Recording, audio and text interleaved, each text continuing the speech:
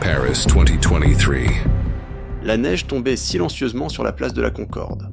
Mais dans mes mains, l'enveloppe manille semblait être un cri. Elle était plus lourde qu'elle n'aurait dû l'être, portant un secret qui pourrait tout changer. Je m'appelle Victor Maréchal, et je savais que cette nuit allait changer ma vie à jamais. Ouvrir ce dossier, c'était franchir un point de non-retour. Une guerre contre des géants, armés uniquement de la vérité. Le secret ? Il exposait une toile de mensonges qui soutenait la réputation intouchable de GreenCorp. Et je savais que le prix de la vérité pourrait être bien trop élevé. What would you do if the truth was in your hands, but it could cost you everything?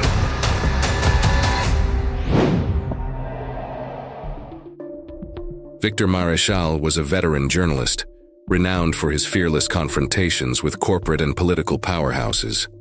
His relentless pursuit of uncomfortable truths had earned him accolades and a long list of enemies. But he understood that this would be his biggest fight yet.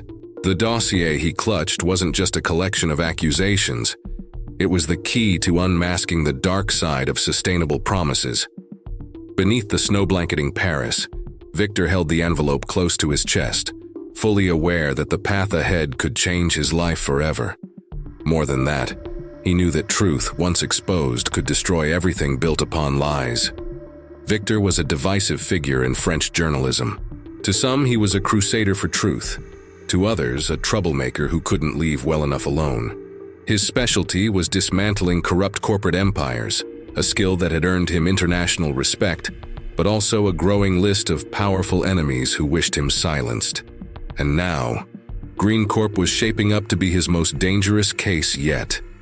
GreenCorp wasn't just a company, it was a national icon. Under the leadership of Philippe Duray, the sustainable investment giant had transformed France into a global leader in green technology. Its projects promised solutions to urgent crises like climate change and pollution. Wind farms in the countryside, solar plants in the south, and even an ambitious plastic recycling initiative had secured billions in ESG funding for the company. But the dossier told a different story. A darker one. A disturbing one. In the quiet of his Montmartre apartment, Victor opened the envelope with trembling hands. Page by page, the fraud unfolded. Falsified reports, forged contracts, and non-existent projects siphoning millions of euros into offshore accounts. And then, the ties to powerful ministers, a network so intricate it seemed impossible to dismantle. While Victor painstakingly pieced together the layers of this devastating scheme in Montmartre, Philippe Duray basked in the luxury of the Hôtel de Crillon. Beneath gilded chandeliers, he charmed politicians and moguls alike with his vision of a sustainable future. A planet in balance, he declared, drawing calculated applause. But behind the charisma and promises lay the truth, a glittering facade built on empty pledges and greed.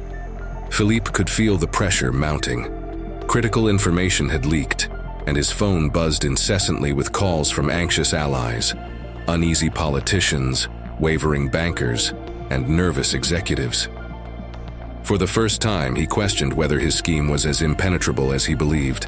If this gets out, it's over, he thought, his brow furrowed. But the shadow of potential collapse only revealed his true nature. Philippe would not back down. His almost obsessive belief in control and strategy convinced him that power could outmaneuver any threat. Taking a final sip of an expensive wine, he vowed that no one would bring him down.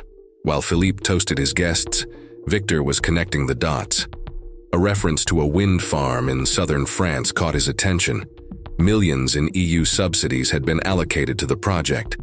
Boarding a train with cautious expectations, Victor arrived to find desolation. A barren field stretched to the horizon, not a single turbine in sight.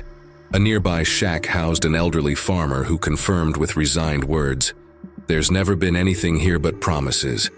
The farmer's tone echoed the stolen hope of countless communities, victims of a fraud that extended far beyond financial loss. Among tattered papers in the shack, Victor found documents proving that millions had been funneled into the Phantom project. Adjusting his camera, Victor captured the bleak landscape. As he reviewed his notes, a knot formed in his stomach. Every new piece of evidence not only solidified his initial suspicions, but revealed the enormity of something far larger than a mere corporate fraud. On the train back to Paris, the sensation of being watched clung to him.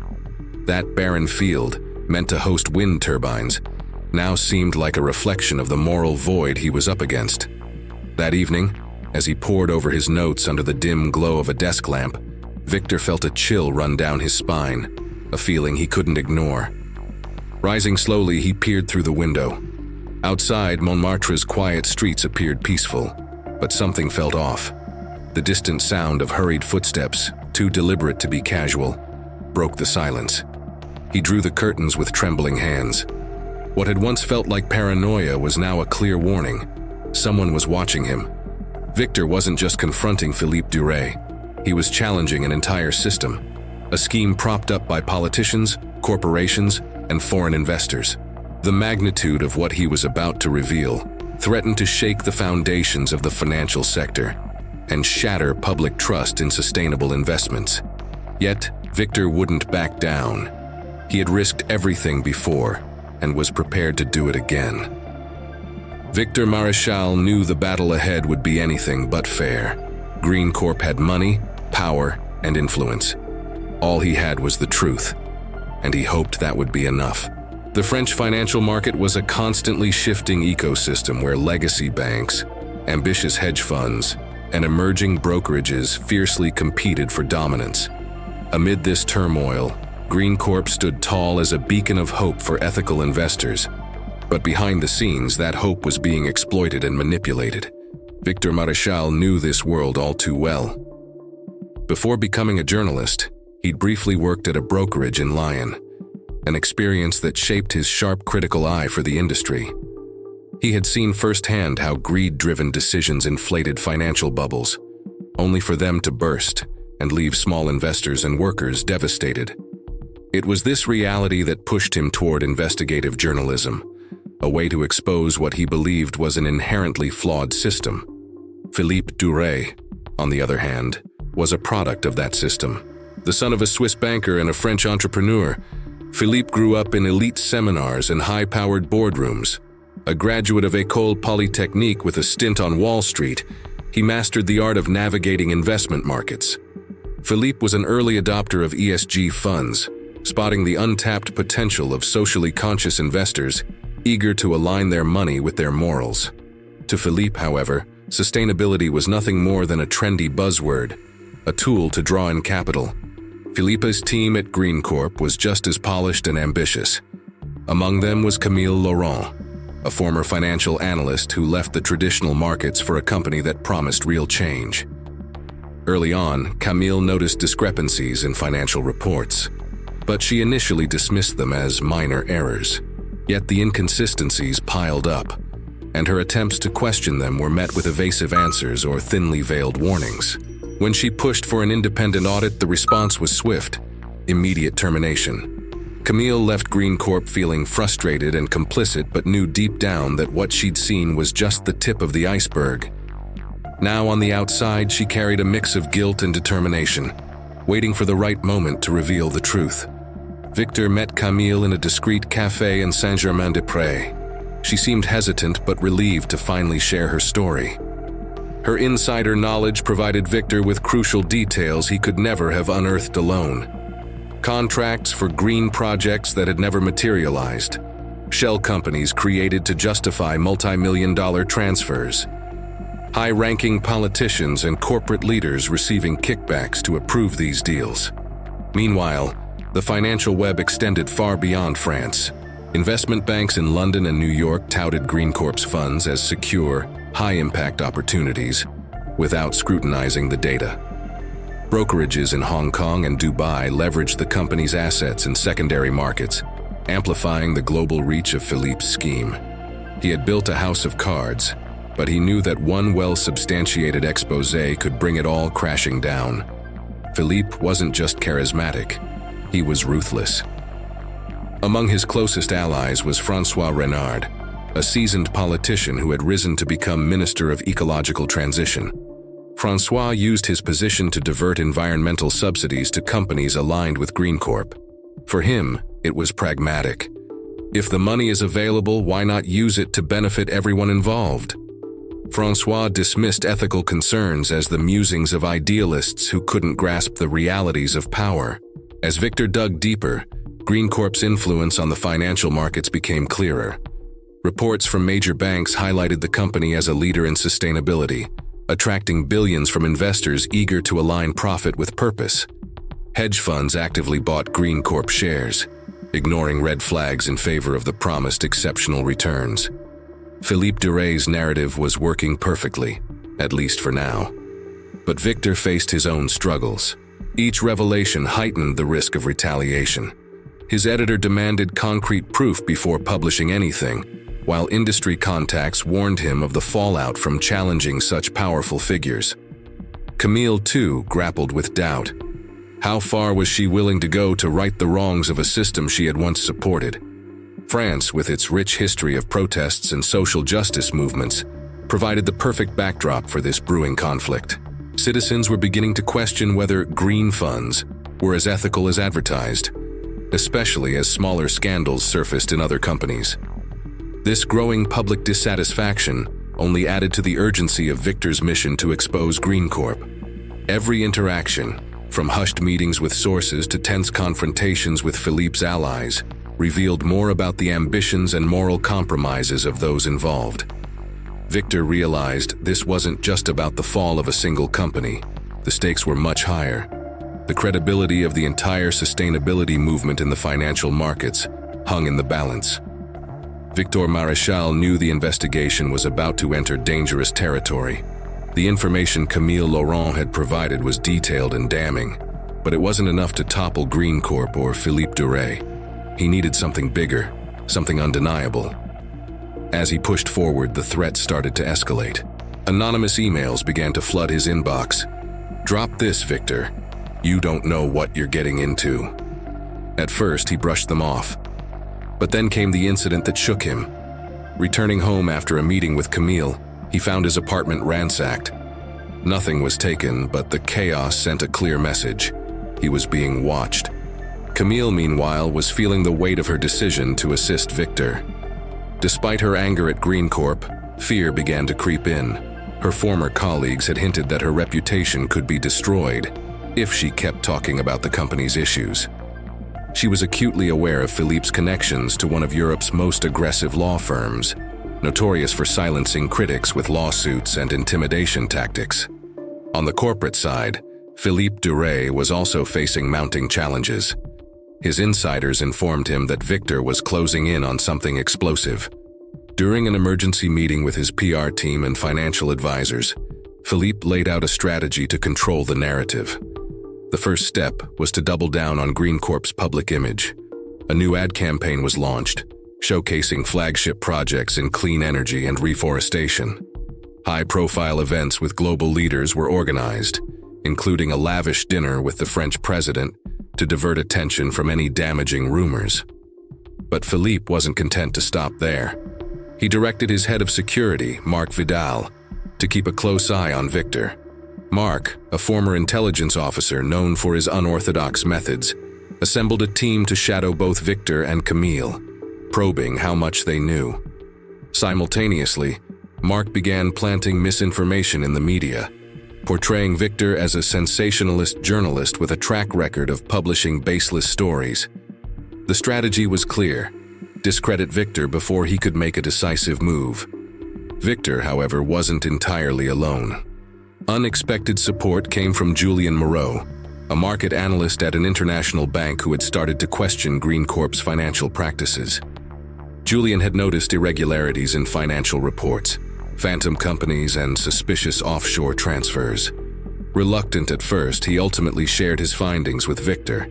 Driven by a sense of justice he thought he'd lost in the banking world, Julien revealed how GreenCorp was funneling vast sums through subsidiaries in tax havens like Luxembourg and the Cayman Islands, disguising them as funds for non-existent green operations. Victor and Camille also decided to visit one of GreenCorp's most celebrated projects, a state-of-the-art recycling facility in southeastern France. What they found was shocking: a half-built structure with no operational machinery. Local workers explained that construction had stalled months ago due to lack of funding, despite GreenCorp's public claims that the project was fully functional. Victor documented the site with photographs and interviewed residents, whose frustration and betrayal added a deeply human dimension to the scandal. As Victor closed in on the truth, ripples of doubt began to spread through the financial sector. Rumors of irregularities at GreenCorp circulated among analysts and investors, creating unease in the market. Once stable shares in the company began to fluctuate. Philippe, sensing the shift, ramped up his efforts to protect the company. He ordered an independent audit conducted by a firm loyal to his interests, which quickly produced a glowing report declaring GreenCorp's operations entirely above board. The stakes rose further when Victor reached out to Sophie Armand, a former GreenCorp board member who had abruptly left the company a year earlier. Initially hesitant, Sophie eventually agreed to meet after Victor's persistent attempts. During their conversation, she revealed how GreenCorp had falsified documents to secure government subsidies and manipulated environmental impact data to attract international investors. "I knew something was off," she confessed, visibly shaken. "But when I questioned it, I was shut out of meetings and eventually forced to resign." Victor realized that the walls were closing in on both him and Philippe.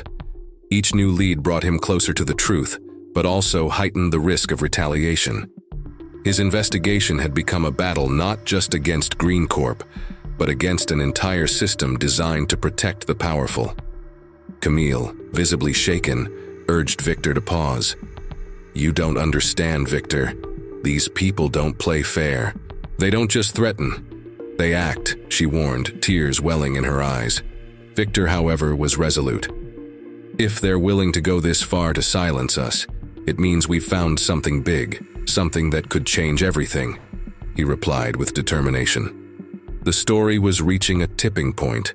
Victor's revelations began to draw the attention of other journalists, creating a growing sense of urgency.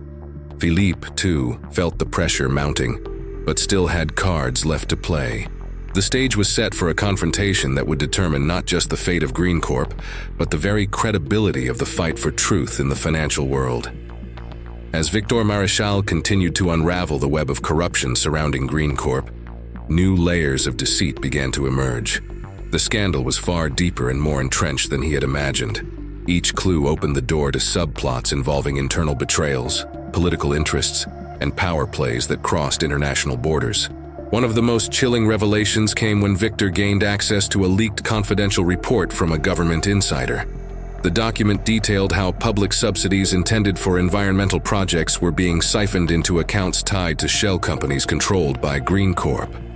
These subsidies, approved under the authority of Minister François Renard, were promoted as critical investments in green technology, but were actually funding phantom ventures. Victor now faced a delicate challenge: exposing the connection without directly taking on the government.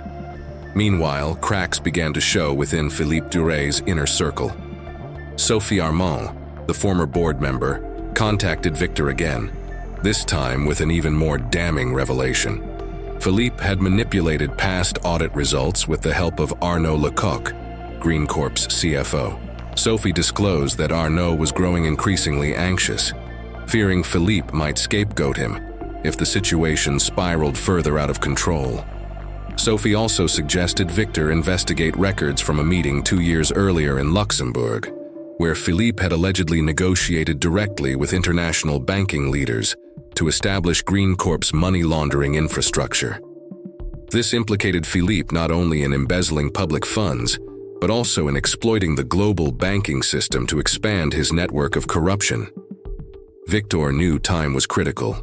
Every day of delay risked the destruction of key evidence. He and Camille divided tasks. Camille delved into GreenCorp's financial connections and tax havens, while Victor focused on uncovering concrete evidence of Philippe's dealings with political allies. At GreenCorp's headquarters, Philippe was beginning to feel the heat. During a tense closed-door meeting with Marc Vidal, his head of security, and Arnaud Lecoq, the CFO, Philippe demanded assurance that all traces of their illicit operations had been erased. If anyone finds out what we've done, Arnaud, the blame will fall squarely on you, Philippe warned with a menacing tone. Arnaud, visibly sweating, stammered that some transactions were already drawing scrutiny from external auditors. Marc, ever the strategist, proposed a more aggressive approach. If we cut off Victor's sources, he'll have nothing. Camille Laurent and Julien Moreau are the weakest links. If we discredit them publicly, we can kill the investigation before it gains momentum. Philippe agreed, but added a stern caveat. Nothing can be traced back to us. Do what you must, but keep my hands clean. As Victor dug deeper, Minister François Renard, a central figure in the diversion of public funds to GreenCorp, began to feel the noose tightening. Renard had always believed his position would shield him from scrutiny. But growing whispers of irregularities reached Parliament. In a tense private meeting at a discreet restaurant, Renard confronted Philippe. "We need to shut this down now," he demanded, nervously fidgeting with his watch. Philippe, typically unflappable, responded with a calculated smile. "You handle the politics, François. I'll take care of the rest." But both men knew their alliance was beginning to fracture. "You promised me this scheme was foolproof, Philippe. Now I have journalists and parliament members questioning contracts I personally signed," Renard exclaimed, his voice barely restrained. Philippe, ever the charmer, attempted to placate him. "François, we've got this under control. There's no need to worry. Victor Maréchal is just a journalist. He can be neutralized before he causes real damage." But Renard was unconvinced. He knew all too well how alliances could turn disposable in crises. Quietly, he began exploring ways to protect himself, even considering leaking information about Philippe in exchange for immunity. With the stakes mounting, Victor felt the pressure of an invisible clock ticking. GreenCorp's stock prices continued to fluctuate, and the market was on edge, watching for signs of a deeper crisis. For Philippe, maintaining market confidence was critical to avoiding a sell-off that could expose more of his fraudulent operations. He orchestrated a press conference to announce a revolutionary partnership with a consortium of European banks, an attempt to divert media attention and calm investor nerves. Victor realized he had to break the story before the conference. A successful announcement could shift the narrative entirely, burying the truth under a wave of positive PR. Racing against time, he intensified his efforts, connecting dots from different sources. Each lead seemed to reveal another, weaving a labyrinth of interlinked frauds. Meanwhile, Camille unearthed a critical piece of evidence that could turn the investigation on its head. She traced a $50 million transfer to a Luxembourg account, linked to a fake NGO used by GreenCorp. The transaction coincided with the approval of subsidies for the non-existent wind farm project. This discovery directly implicated both François Renard and Philippe Duret. With pressure mounting from all directions, Victor faced a difficult decision. He could leverage the evidence against François Renard to force the minister's cooperation, but doing so would mean stepping into a dangerous game of blackmail and shadow negotiations. Camille warned him, "If you go down that road, you'll be no better than them." Victor knew time was running out. He had to act quickly, but the question that haunted him was, how far was he willing to go to expose the truth? The tension reached its peak when Victor Maréchal received an anonymous email with an encrypted attachment. The message contained only one line: "If you want the full truth, follow the money." As he opened the file, Victor found detailed financial records linking Philippe Duret directly to offshore accounts and transactions made through a fake NGO called Terra Verte, which was supposedly dedicated to reforestation. It was the missing piece of the puzzle that proved Philippe's involvement in a massive money laundering operation. However, before Victor could dig deeper into the data, he received an urgent phone call from Camille. "Victor, we need to meet right now. Something's happened." Her voice was trembling, laced with fear. They arranged to meet at a discreet cafe in Montmartre, where Camille revealed that her laptop had been hacked and much of the evidence she had been collecting had been wiped clean. "This wasn't a random attack. They know we're getting close. We need to act before they destroy everything." The next day, as Victor went through his notes, He was caught off guard by breaking news on TV. Philippe Duret was under investigation for financial irregularities. The allegation didn't come from Victor, but from François Renard, the Minister of Ecological Transition. Pressured by the evidence Victor had already gathered, and fearing his own involvement would come to light, Renard had decided to act first. He presented documents to Parliament, accusing Philippe of embezzling public funds for personal gain. This unexpected move put Victor in a difficult position. While Renard's accusations were true, they were also calculated. The minister conveniently omitted any mention of his own role in the scheme, positioning himself as a champion of transparency. For Victor, this felt like a betrayal of the full truth. "He's trying to save himself at our expense," Camille said, frustrated. With the allegations against Philippe, GreenCorp's stock plummeted. Investors pulled billions of euros, and banks began to reassess their ties to the company. Philippe, who had always controlled everything with precision, was now forced to cancel his highly anticipated press conference and convene with his crisis management team.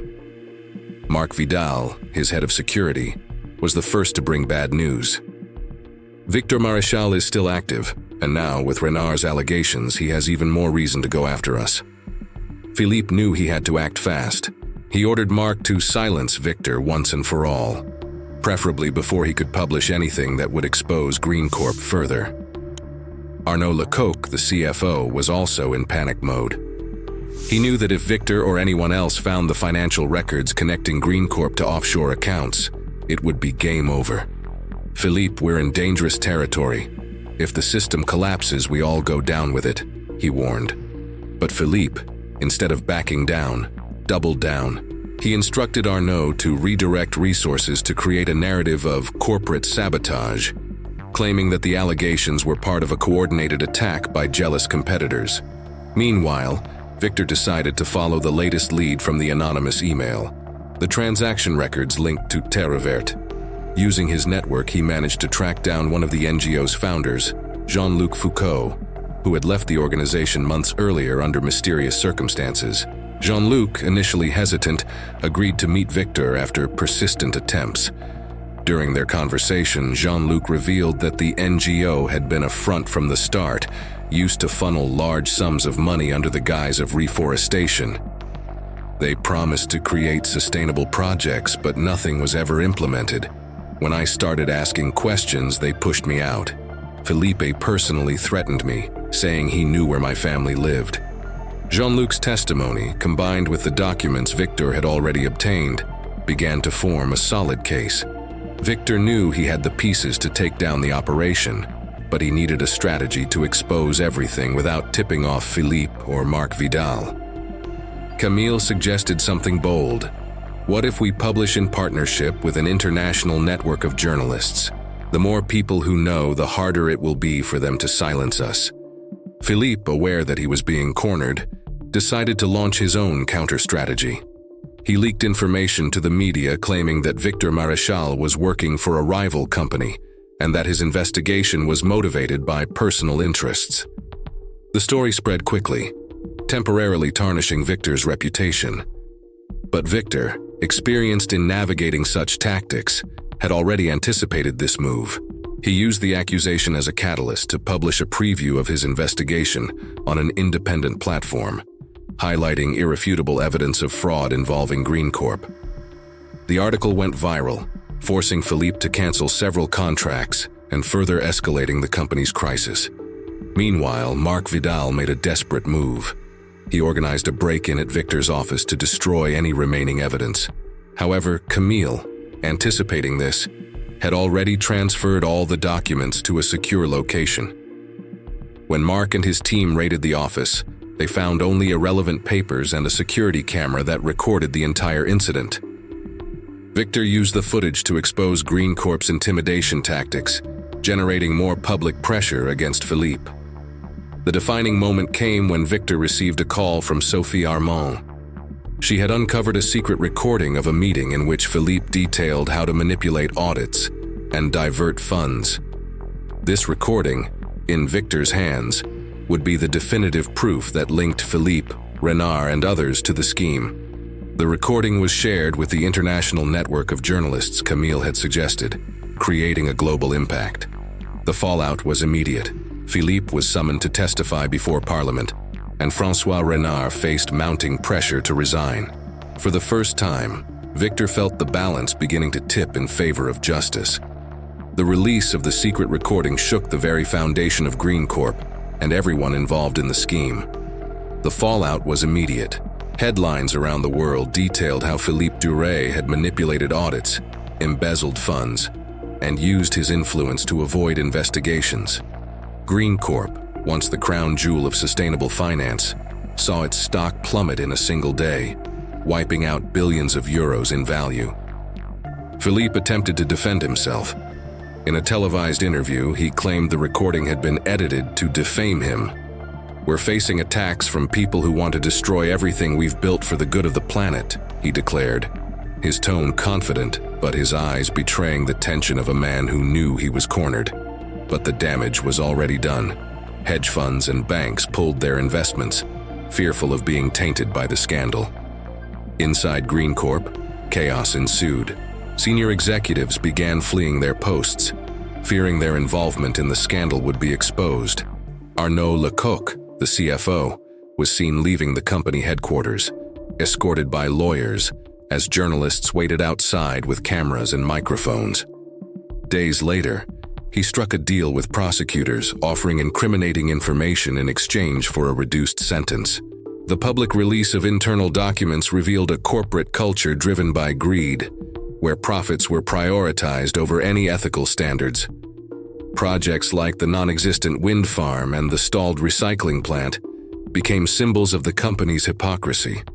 Protests erupted in Paris and other cities in France, with demonstrators demanding that those responsible face justice. While Philippe was publicly destroyed, François Renard began to face questions about his own involvement in the scheme. Victor, alongside other journalists, published a series of articles revealing that Renard had approved suspicious contracts and received indirect payments through consulting firms tied to GreenCorp. Renard called a press conference in a last-ditch effort to salvage his reputation. "I acted in good faith, believing in GreenCorp's commitment to sustainability. I was deceived, just like many others," he said, his tone almost convincing. But documents leaked shortly after showed direct emails between Renard and Philippe, where they discussed how to divert public funds into fake projects. The pressure mounted. Renard was forced to resign as Minister of Ecological Transition and became the subject of a formal investigation. His downfall symbolized the collapse of a system that had mixed corporate and political interests at the expense of the public. For Victor Maréchal, the victory felt bittersweet. While he had managed to expose the truth, the personal cost was high. His investigation not only attracted powerful enemies, but also placed his life under constant surveillance. His apartment was vandalized again, this time with explicit threats. He knew that even after GreenCorp's collapse, many of those responsible still had the resources to retaliate. Camille Laurent faced similar dilemmas. After months of living as a moral exile from the financial world, her collaboration with Victor thrust her into the spotlight. Journalists sought interviews with Camille, but she refused to participate, wanting nothing more than to disappear. "I didn't do this for recognition. I did it because it was the right thing to do," she told Victor in one of their last conversations before she left Paris. Despite the threats, Victor and Camille became symbols of resistance in a world where greed seemed to rule. Their investigation sparked more whistleblowing, leading to questions about ESG funds and sustainability projects around the globe. The fall of GreenCorp sent shockwaves through the financial market. Banks and investment funds began revising their ESG portfolios, looking to distance themselves from any fraudulent associations. Regulators stepped up their audits, exposing irregularities in other companies practicing greenwashing.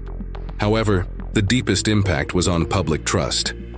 Investors and consumers, once drawn to the narrative of environmental responsibility, became more skeptical. Social movements began calling for greater transparency and regulation in the sector, questioning whether the financial market was genuinely committed to sustainability or just exploiting a new, profitable trend. As GreenCorp filed for bankruptcy, Philippe Duray vanished from the public eye. Rumors suggested he had fled to a country with no extradition treaty, but nothing was confirmed. Despite the mounting evidence, Philippe's lawyers exploited legal loopholes to delay judicial proceedings, using the complexity of the financial system to shield their client. Victor reflected on this as he wrote the conclusion to his report. He knew that, while the scandal was a victory for transparency, many of those responsible would remain unpunished. The system, designed to favor the powerful, remained resilient. With the consequences of the scandal still unfolding, Victor knew his fight was far from over. In his final article, titled "The Green Leader's Farce," he issued a powerful warning. When greed wears the mask of sustainability, the price we all pay is too high. He knew his investigation was just the beginning of a larger battle. But what about you? How long will we accept empty promises in the name of progress? Change begins with the truth. And the truth, as Victor discovered, is always waiting for someone brave enough to uncover it. Victor Maréchal sat in his modest office in Montmartre, surrounded by stacks of documents, recordings, and notes. GreenCorp was in ruins, Philippe Duray had vanished, and François Renard's political career was in tatters. Yet, for Victor, the fight felt far from over. Messages of support poured in from readers and journalists worldwide, but they did little to lift the heavy weight of the threats that still loomed over him. The system that had allowed GreenCorp to thrive remained intact, quietly waiting for the next opportunist to step into Philippe's shoes. Camille Laurent, on the other hand, had found a way out. After months of enduring the pressure of the scandal, she decided to leave the financial world altogether. Using what remained of her earnings as an analyst, she moved to a quiet village in southern France, where she began working on a community-based sustainable farming project. "I don't know if I'm helping the world, but at least I know I'm living by my principles," she wrote in an email to Victor. Despite the tranquility she had found, Camille couldn't escape the emotional scars left by her experience at GreenCorp. What she had witnessed still haunted her, but also motivated her to contribute positively, even on a smaller scale. Meanwhile, rumors about Philippe Duray's whereabouts continued to circulate. He had reportedly been spotted on a Caribbean island, living discreetly under a false name. Unconfirmed sources claimed he still controlled part of his hidden fortune in offshore accounts. But Philippe was no longer the charismatic, confident man who once led GreenCorp. Isolated and mistrustful, he spent his days trying to regain control of his narrative. He knew that returning to public life would mean facing lawsuits and relentless scrutiny. Yet he also understood that in the financial world memories were short, and new opportunities always emerged. "Be patient," he repeated to himself like a mantra. Philippe believed the system that had sustained him was resilient enough to welcome him back, if he waited for the right moment. For Victor, the GreenCorp investigation was not the end of his journey. On the contrary, it became the starting point for something much bigger. He began collaborating with a network of international investigative journalists, sharing his findings and exposing similar practices in other companies that claimed to follow ESG standards. This new chapter of his career brought recognition, but also heightened risks. Victor knew he was treading on dangerous ground. Tempting offers from major publishing houses and media conglomerates came his way, but he turned them all down, fearing they might compromise his independence. "I can't become part of the system I'm trying to expose," he explained to Camille during one of their final phone calls. The fallout from GreenCorp's collapse rippled through governments and financial markets. Regulators announced reforms to ESG fund audits, promising greater transparency and stricter oversight. Smaller companies, once overshadowed by giants like GreenCorp, began to gain attention, many of them genuinely committed to sustainability initiatives. Yet resistance was inevitable. Lobbyists and industry groups argued that the new regulations stifled innovation and created a hostile environment for investors. Victor knew these voices carried weight, and he feared that over time, the financial world would adjust just enough to fend off criticism without truly changing its core. Months after the scandal broke, Victor received an unexpected message. It was from Jean-Luc Foucault, the former member of the fictitious Terre Verte NGO. Jean-Luc had decided to share something he had been holding on to since leaving the organization. A detailed dossier revealing how major banks were directly involved in creating schemes similar to GreenCorp's. Victor saw this dossier as an opportunity to continue his mission. But he also knew he was about to step into an even larger battle. This time, it wouldn't be against a single company. It would be against the very foundations of the global financial system. In Victor's final meeting with Camille before her permanent departure, they reflected on the lessons they had learned throughout their journey. "You know, Victor, I don't think the world will change anytime soon.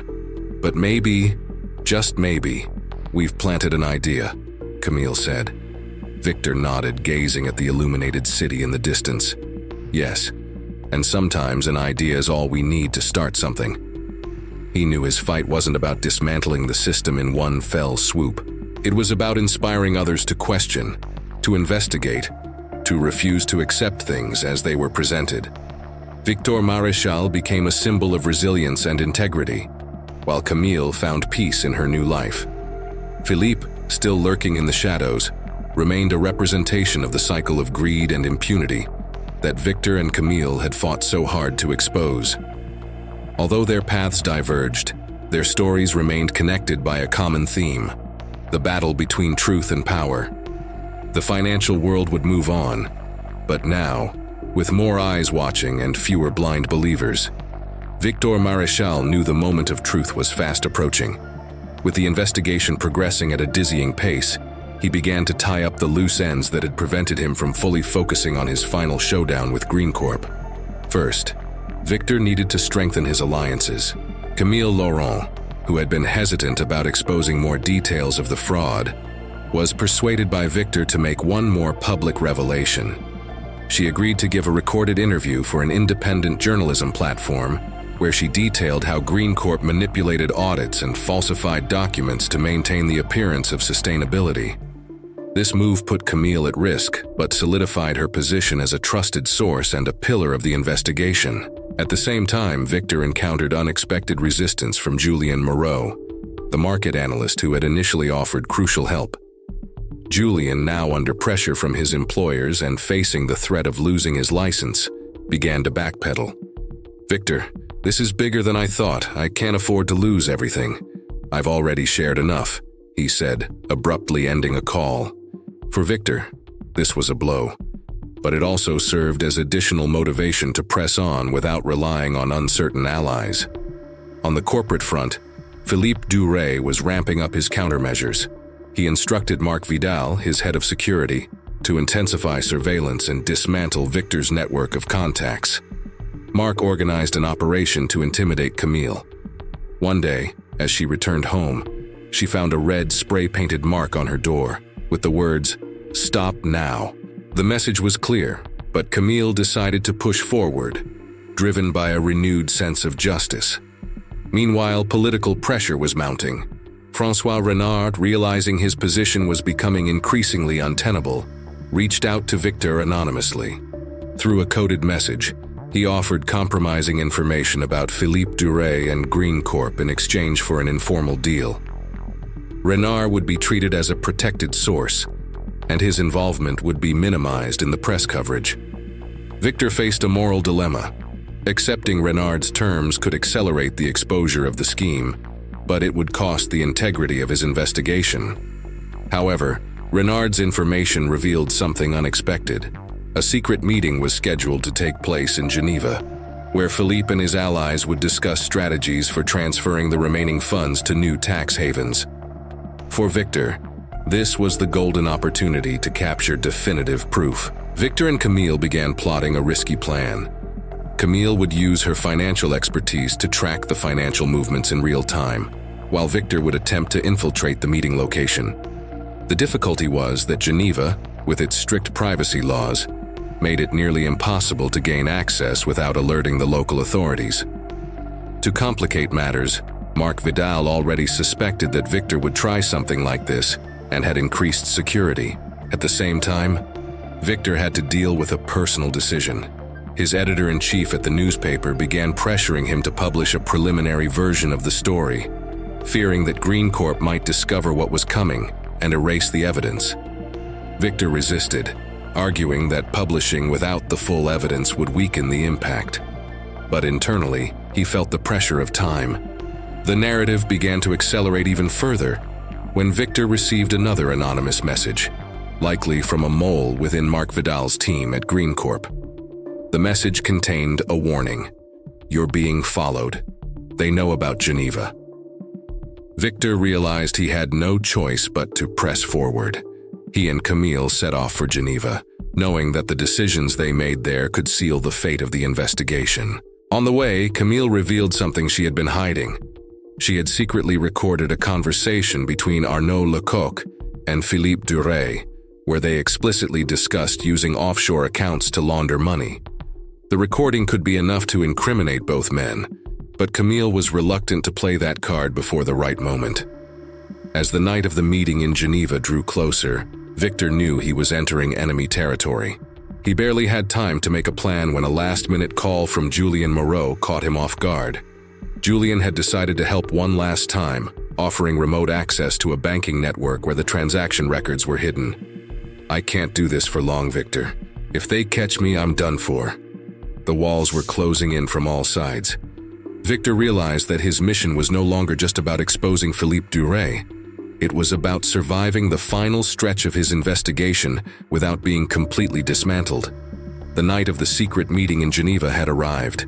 The hotel chosen for the event, a luxurious building by Lake Geneva, was known for its discretion and top-tier security. Philippe Duray trusted that the location would be impregnable.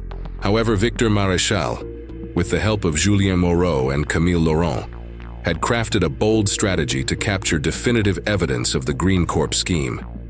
Julien, operating remotely from Paris, temporarily hacked into the hotel's security system, allowing Victor to infiltrate the event disguised as a maintenance worker. Camille, meanwhile, was monitoring financial transactions in real time, tracking transfers made during the meeting to offshore accounts in Luxembourg and the Cayman Islands. Inside the meeting room, Philippe, Arnaud Lecoq, and other executives discussed the final details of the operation. Confidential documents changed hands as the participants toasted with expensive wine. Confident as always, Philippe outlined his plans to recreate GreenCorp under a new name, funneling funds into an environmental conglomerate in Asia. Victor, hidden behind a glass partition, recorded everything with a portable device. Each word Philippe spoke was an implicit confession, as others in the room confirmed the scale of the scheme. But suddenly, Victor's plan was threatened. Mark Vidal, the head of security, noticed an anomaly in the surveillance system and sent men to inspect the hotel. Victor knew he had little time left. He quickly transferred the recorded files to Camille via a secure app and began to slip away quietly. However, before he could escape the hotel, Mark Vidal intercepted him. "I knew you were audacious, Maréchal, but this exceeds all expectations," Mark said, as two security guards grabbed Victor. They dragged him into a secluded room, where Mark began to intimidate him. "You think you can take down a man like Philippe? He has more power than you can imagine. Release those files now, or this won't end well for you," Mark threatened. But Victor was prepared. He knew his only chance of escaping was to use Philippe's own paranoia against him. Calmly, he responded, "I've already sent everything. It's on a server beyond your reach, and if anything happens to me, it will be released to the press automatically." Victor's threat hit home. Mark hesitated for a moment, realizing his own position could be compromised if Victor wasn't bluffing. He decided to alert Philippe, who immediately ordered the meeting to be shut down and all documents to be destroyed. Meanwhile, Camille, still in Paris, received the recordings and activated the international network of journalists Victor had previously connected with. Within minutes, the information began to spread among investigative journalists worldwide. The climax came when the Swiss police, alerted anonymously by Camille, raided the hotel. Philippe tried to escape but was intercepted as he attempted to flee through the underground garage. The scene, captured by security cameras, showed Philippe being handcuffed while shouting that he was the victim of a conspiracy. However, the biggest twist was still to come. On the same day that Philippe's arrest dominated the headlines, François Renard, the Minister of Ecological Transition, called a press conference. He not only denied any involvement with GreenCorp, but also presented forged documents attempting to frame Victor as the main culprit behind the leak of government secrets. Renard's move was calculated. He knew that with Philippe out of the picture, he would become the new target. Using his political power, Renard tried to make Victor the scapegoat, claiming that his actions had compromised France's economic security. Victor, still in Geneva, learned of the accusation as the news spread rapidly through the media. Realizing that he needed something more decisive to clear his name and expose Renard, he called on Camille once again. It was time to use the recording she had hesitated to release. The conversation between Arnaud Lecoq and Philippe Duret, where they explicitly discussed Renard's approval of the subsidy schemes. The recording, released in partnership with the network of journalists, turned the tide. Renard was immediately called in for a hearing in Parliament, where he failed to justify the evidence. Meanwhile, Philippe, in his jail cell, was visited by top-tier lawyers who advised him not to say anything that could directly implicate his political allies. The fall of Philippe and Renard culminated in a wave of protests across Paris and other major French cities. Citizens demanded greater transparency in the use of public funds and a full audit of subsidies given to green companies. However, even with Philippe's arrest and Renard's political collapse, Victor knew the battle wasn't over. The systems that had allowed GreenCorp to thrive were still intact. The downfall of Philippe Duret and François Renard triggered a chain reaction. GreenCorp, once hailed as a model of innovation and environmental responsibility, filed for bankruptcy. The brand, synonymous with sustainability, was dismantled, and investigations uncovered the full scale of the scheme. Offshore accounts, non-existent projects, and direct ties to politicians and international banks were at the heart of the collapse. Philippe Duret, in a last-ditch effort to reduce his sentence, attempted to cooperate with Swiss and French authorities, providing information on his accomplices and allies. However, his plea for leniency was insufficient to avoid a harsh sentence. He was sentenced to 20 years in prison for fraud, money laundering, and embezzlement of public funds. In prison, Philippe became a solitary figure, abandoned by the former allies who had once profited from his scheme. François Renard also faced the consequences. Forced to resign, he was subject to multiple investigations and had his assets frozen. However, his political influence allowed him to avoid a more severe punishment. He accepted a legal settlement that included the partial restitution of diverted funds and a lifetime ban from holding public office. For many, his punishment was a stark reminder of how the powerful often avoid the full consequences of their actions. Victor Maréchal, on the other hand, emerged as a symbol of resistance and integrity. His investigation gained global recognition, but it came at a high personal cost. The threats didn't stop, and he was forced to relocate to an undisclosed location for a time. Despite this, he continued his work as an investigative journalist, collaborating with international networks to expose similar schemes to GreenCorp. Victor knew that, while he had won this battle, the war against corporate corruption was far from over. Camille Laurent chose to step away from the turmoil. After years as a key player in the financial world, she opted for a simpler life in the French countryside. She dedicated her time to local sustainability initiatives, promoting genuine projects and helping communities that had been neglected by large corporations. Her work was a small but meaningful effort to combat the cynicism that dominated the market. In the financial world, the impact was profound. Regulators across Europe tightened their audits and created new requirements for ESG funds, demanding greater transparency and detailed reporting on funded projects. Banks and brokerages faced public scrutiny, and several funds were discontinued after revealing questionable practices. Yet, many wondered if the changes were deep enough to prevent future scandals. The financial market demonstrated its ability to adapt, with new companies emerging to fill the gap left by GreenCorp, often replicating the same greenwashing strategies. The story of GreenCorp became a landmark case.